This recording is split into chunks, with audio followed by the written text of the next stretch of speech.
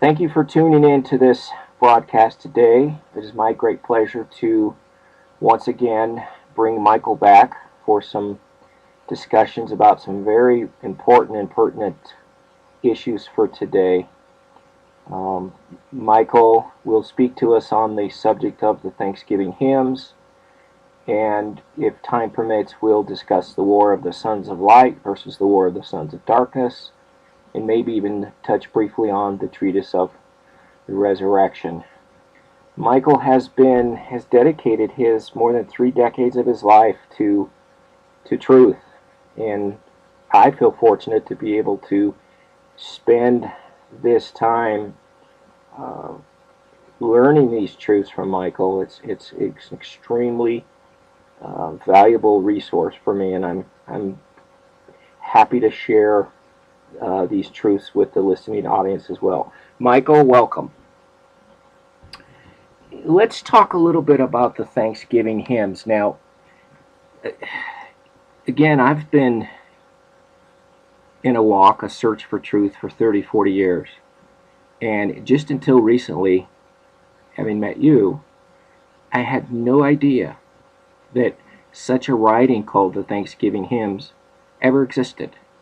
Can you give us a background of this, where this Thanksgiving hymns came from, um, and just kind of fill us in a little bit on why you had an interest in this writing? Sure. The Thanksgiving hymns were one of the first scrolls discovered near the Dead Sea in late 1947. Um, and another one of the scrolls that was discovered at that time was the scroll of the War of the Sons of Light. It wasn't until probably the November-December issue of the Biblical Archaeology Review that it was finally publicized that the radiocarbon 14 dating of the Thanksgiving scroll was between 25 BC and 65 AD. So if the radiocarbon dating is off by maybe 10 years or so, the middle point on that is approximately when Jesus was in his early to mid 20s. I've been studying the Thanksgiving hymns since July of 1974. I had an interest in the Dead Sea Scrolls. It was in the media at one point, and I just decided to, find out what they were about.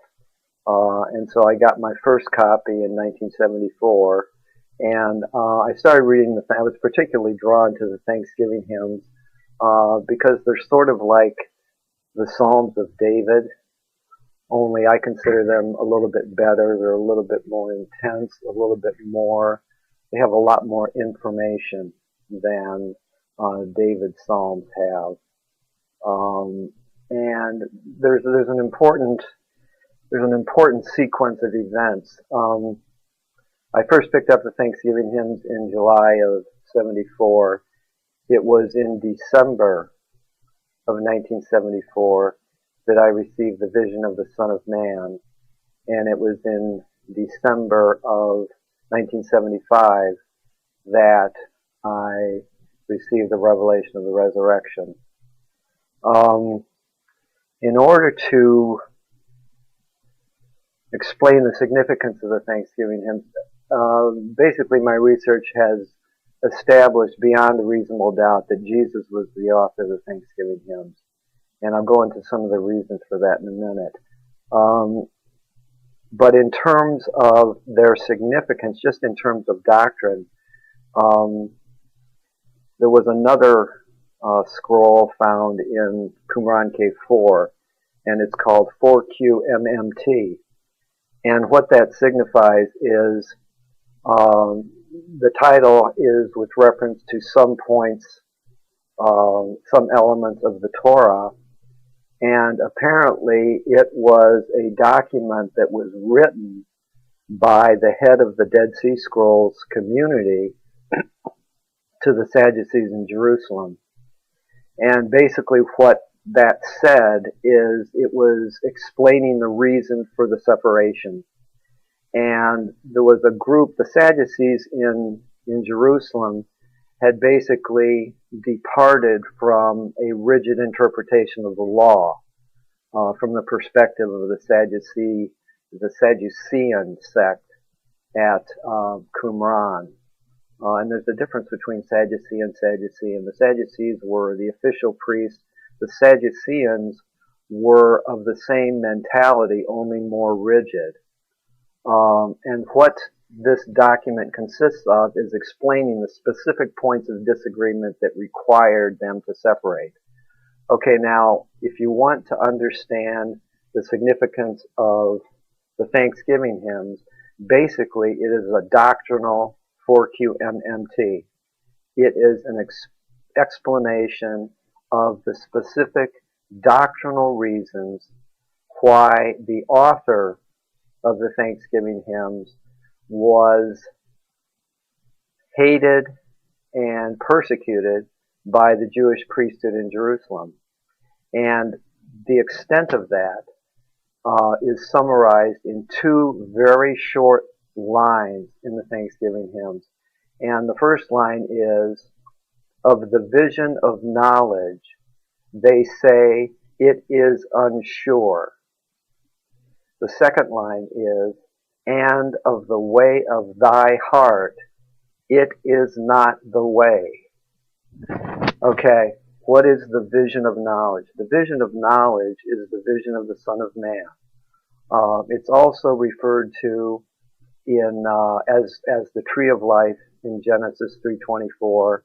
It is also the same vision that Hagar received in chapter 16, verse 13 of Genesis, and it's also the same vision that Jacob received prior to his confrontation with Esau. And what that says is that the Jewish priesthood was so far away from the truth that when it came to the fundamental revelations of the Torah, the Jewish priesthood was saying, well, you know, that's not really important. You can't rely upon that. You can't depend upon that vision because it really doesn't mean anything, which is precisely what the monotheistic religious authorities say today. But the second part has a direct connection with the Gospels. And that second part says, the way of thy heart, of the way of thy heart, it is not the way. Okay, what is the way?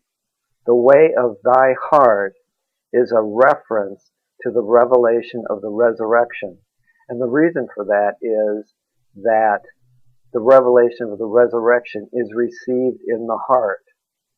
So basically what the author of the Thanksgiving hymns is saying is that the Jewish priesthood is wrong about the source of the revelation, which they no longer consider to be important at all, and they are also wrong about the doctrine of resurrection.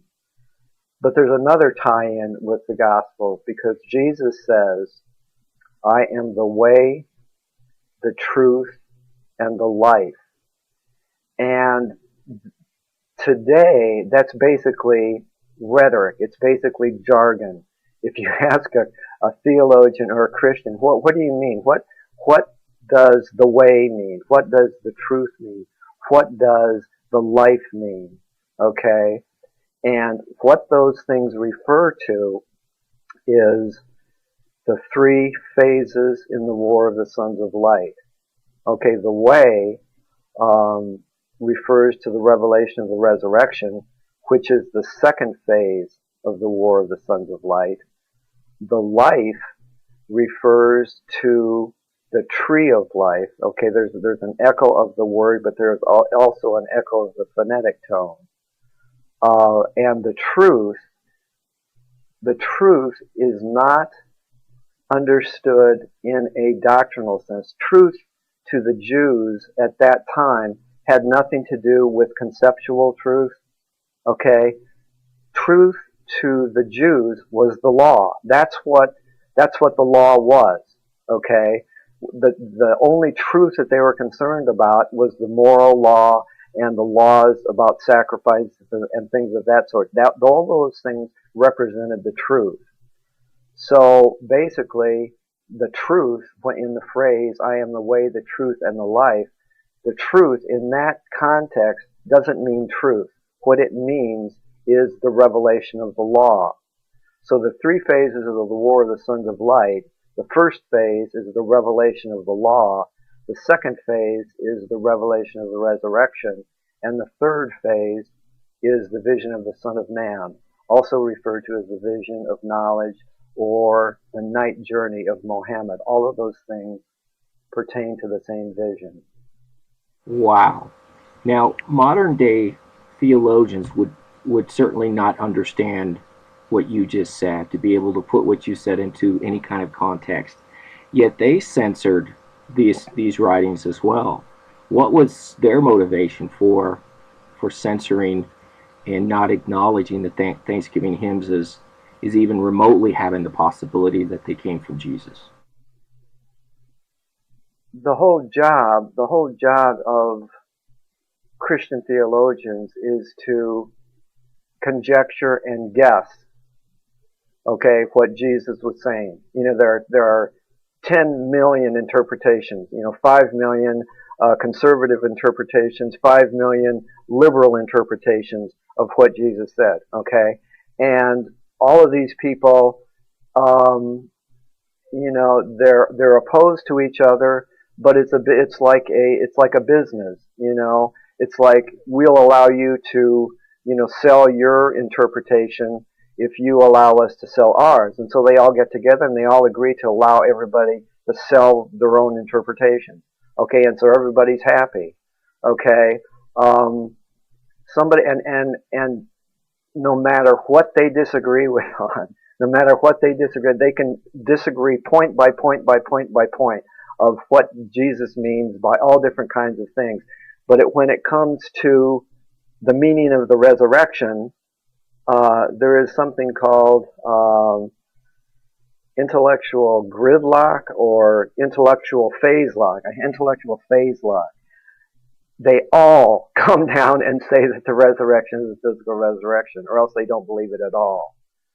So the problem with the Thanksgiving hymns, and I've said this before on different discussion groups, I've said it before on my webpage, is that instead of reading books on Christian theology, okay, you can save an awful lot of money. You don't have to go to college and get a degree in Christian theology to find out what Jesus said. If you want to hear the words right from the mouth of Jesus, okay, you go to the Thanksgiving hymns, okay?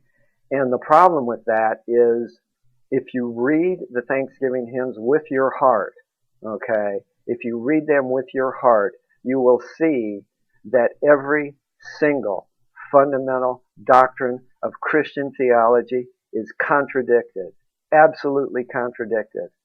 So the first problem is that you have the words of Jesus himself. The second problem is he does not agree with one single point, not one single point of Christian theology. Not even, there's one specific phrase in the Thanksgiving hymns that says, there will be no mediator. No mediator. Okay? What this talks about is a direct relationship between an individual and the Creator. Okay, you don't need Jesus. You don't need Jesus to be a mediator for your sin. You don't need a pastor, a priest, a Christian minister to tell you what Jesus said. You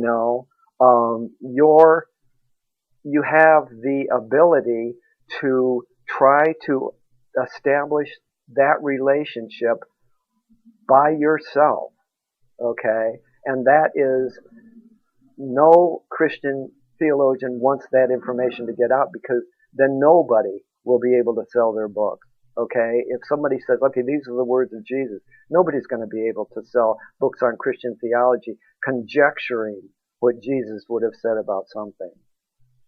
Well, interesting. I guess for me personally, when I came to understand that these were that Jesus was the author, it was exciting to me to actually be able to think that here's some additional words that Jesus spoke. I didn't reject it. I looked at it and accepted it as, with questions, but accepted it as a truth that I would think that people would be excited to discover additional teachings of Jesus, but I guess not. Um, the doctrine of vicarious atonement performs a crucial psychological function for people. And I can't go into that right now because, at some point I want to go into an explanation of the function, the function of the doctrine of vicarious atonement and how that resulted in the Holocaust. And I also want to talk about the cycle of why so many people believe that. I mean, hundreds of millions of people believe that nonsense, and the question is why. And it's a really, really seductive doctrine. And faced with the collapse of that image, faced with the collapse of that thought process, that belief system, what these people are facing is the same kind of thing that every prophet has faced before they receive the revelation. They're so worried, what's going to happen if I don't no longer believe that Jesus died for my sins? Well, that's a belief system that's held by the consciousness of the thinker, okay? And that kind of stuff, that is fallen consciousness. Belief in that kind of thing is fallen consciousness belief. And so what you're trying to hold on to, what these people are trying to hold on to, by their fingernails, they're trying to hold on to the fallen consciousness at all costs. And they don't care if the entire civilization has to go up in an atomic cloud, just so long as they can retain their belief system. Okay, I mean, it is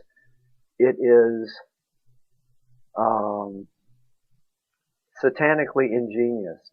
The way Paul did that. I doubt that he had any idea what he was doing, but the consequences of it have just been, absolutely horrific.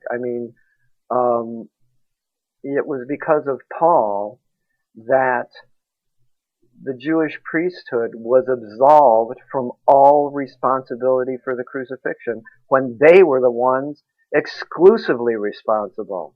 This is one of the greatest cover-ups in the history of civilization, that people directly responsible for this death were come out of the whole thing smelling like a rose. And what Paul did is he shifted the responsibility from the Jewish priesthood to the Jewish people. So we have 1,500 years or 1,600 years of Christians not killing the Jewish priesthood, not killing rabbis, killing the Jewish people. They looked upon the Jewish people as being of absolutely equivalent guilt to the Jewish priesthood. I read the Thanksgiving hymns today in preparation for our talk, and there's one paragraph where, and I'll quote a few words here. It says, "And yet I, a shape of clay, kneaded in water, a ground of shame and a source of pollution, a melting pot of wickedness and an edifice of sin, a strained and perverted spirit of no understanding, fearful of righteous judgments." Well, I can see the religious authorities saying that can't be Jesus. Absolutely. And what is being explained there when he talks about clay, okay? And there's something else, behind all of this stuff. And what it comes from is in the vision of the Son of Man, okay, there are phonetic tones. There are phonetic tones revealed, and I've already explained to you, not being recorded. I've also already explained to you what those phonetic tones are. And those 10 phonetic tones are distributed across the 7 chakras in a geometry similar to the Kabbalist tree of life, but not exactly. But anyway, when he talks about, okay, clay, clay is a long A tone, and a long A tone refers to the resurrection. And what that is what he is describing okay, this isn't a story. Okay, like I've said before, this is not a story. This is a revelation of a memory of an experience. Okay, the forming out of dust, the forming out of clay, the forming out of, according to the Quran, black molded loam, and it's the phonetic tones there that are important in every one of these instances. That also is associated with a memory of the fall. So what you have in those particular passages, you have, first of all, a memory of the creation, and then you have this realization of what the loss of that consciousness is like. I mean, it is like, the fall, that term, it's not, it is a graphic description of what happened. You have this consciousness, and there is no way to really describe what that consciousness is. But immediately that you have it, there is this sensation of an infinite, and I'm talking infinite in time, infinite in space. There's this fall, and this is one of the things that's represented in Matrix Revolutions, in the conflict between Agent Smith and Neo. In the very last scene where it shows the conflict, they're up in the sky, up in heaven, and Agent Smith, which represents the dragon, is pushing Neo, to the earth. Okay, that's the fall. And what it feels like is there's this infinite fall in time and space, and then all of a sudden there's this crash. And you find yourself in this physical body. You have an awareness of the physical body, and you have an awareness of an infinite distance that has to be traversed to get back to that consciousness that you had only a billionth of a second before. And that is what is being described in the Thanksgiving hymns. And this, exactly, because the Christian theologians say Jesus is God. So did Jesus fall? Well, not according to the Christian theologians. He was always of whatever that consciousness is, and there are no words. There are absolutely no words to describe what kind of a consciousness God has. I can talk about, the observing consciousness, or the consciousness created in the image of God, as being a two-dimensional consciousness, but beyond that, there are no words at all to describe what the consciousness of God is like. But yeah, that's one of the major things is the problem with the Thanksgiving hymn is they are written by a human. They are written by somebody that suffered. They are written by somebody that experienced sorrow. And these are the feminine. This is the feminine aspect of truth. And this is what no metaphysical religion can tolerate in any way whatsoever, is a feminine truth, because the whole thing collapses like a house of cards when you try to introduce a feminine truth into a male dominated, and I'm talking psychological, masculine psychological domination of the feminine. So all of that, and this is what happens when people read the Thanksgiving hymns with their heart. They see, They see the difference. Just when you read the Gospels with your heart and then pick up Paul, and it's like you have to go take a shower after you pick up your hands to read Paul. You better take a shower. Well, I know in some of our private discussions together in the past, you've mentioned that the revelation of the resurrection for men is different than the experience is different than for the female, for women. Absolutely. And it's complicated, I know, and I'm not sure if you want to touch on that now. Well, I can't. Okay. There's I mean, even though this is, this kind of communication is going on orally, okay, does not necessarily mean that it comes under the category of an oral teaching, okay? If you read the Gospel of Thomas, Jesus poses a question, tell me who I am like, and one apostle says, you are like a righteous angel, and, another says, well, you are like a wise philosopher, and Thomas says, I don't have a clue, words can't even describe what you are, and Jesus says, okay, Thomas, and Jesus takes Thomas aside, okay, and speaks to him individually, okay, and, the next thing, this is saying number 13 in the Gospel of Thomas, and so the next thing that happens is Thomas goes back to the other apostles, and they say, well, what did Jesus say to you? And he says, well, if I told you, it would be like throwing stones, and fire would come out of the stones and destroy you. Okay, now that does mean something, okay? But it was a teaching that was given specifically to Thomas because he passed the test. He was the one that gave the right answer, okay? And there are reasons why the other apostles were wrong in their answers. So the point is that an oral teaching is not given to more than one person. Okay, I sit down with you and discuss things, okay? And I am giving one specific teaching to you because I have some knowledge of what you understand. I have some knowledge of the kind of life you live and that kind of thing. The teaching that I have for my wife is completely different. Okay, both because she's a woman and because it's personal, okay?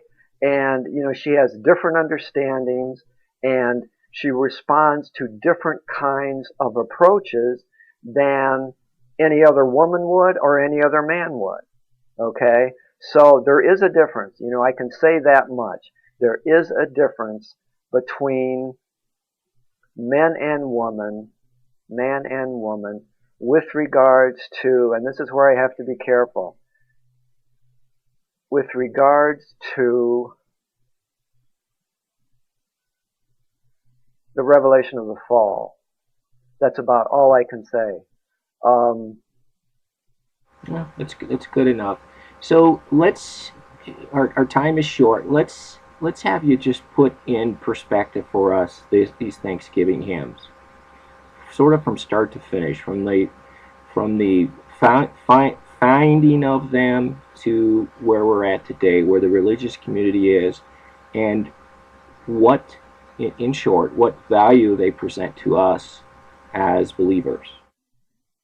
Okay, first of all, the Thanksgiving hymns and the other Dead Sea Scrolls were hidden, okay, so they wouldn't be destroyed by the religious priesthood in Jerusalem. That's what they were hidden for.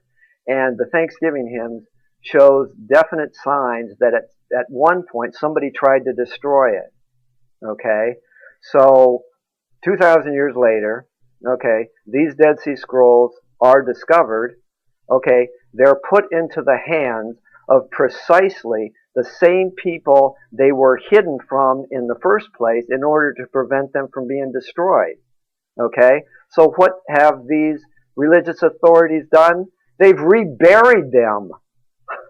The Thanksgiving hymns has been buried again. It is as if it was never discovered at all. Same way with the scroll of the War of the Sons of Light. It is as if it has never been discovered. Why? Because the media will not publish one single thing that threatens in any way the economic feasibility and survival of the monotheistic religious establishment. So essentially, you try to come back now and say, okay, now I've got this thing to say about the Thanksgiving hymns. Oh, the Dead Sea Scrolls.